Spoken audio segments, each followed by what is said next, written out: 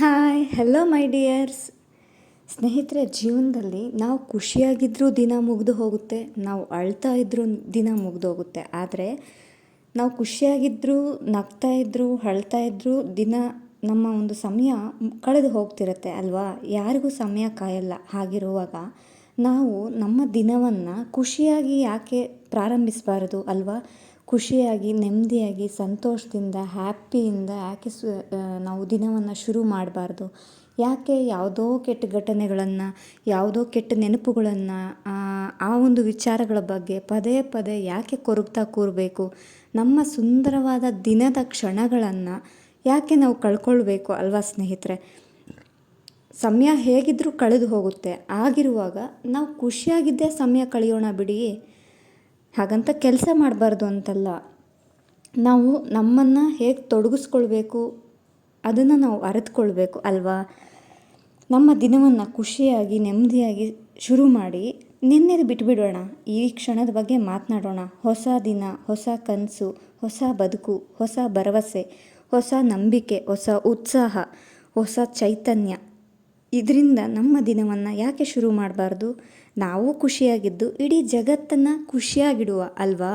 ಹಾಗೆಯೇ ನಾವು ಮಾಡುವಂಥ ಕೆಲಸದ ಕಡೆ ಫೋಕಸ್ ಆಗಿ ಹೇಗೆ ಮಾಡಬೇಕು, ಯಾವಾಗ ಮಾಡಬೇಕು, ಎಷ್ಟು ಮಾಡಬೇಕು ಅನ್ನೋದ್ರ ಕಡೆ ನಾವು ಪೂರ್ತಿಯಾಗಿ ಗಮನವನ್ನು ಹರಿಸಿದಾಗ ಯಶಸ್ಸು ನಮಗೆ ಸಿಕ್ಕೇ ಸಿಗುತ್ತೆ ಅಲ್ವಾ.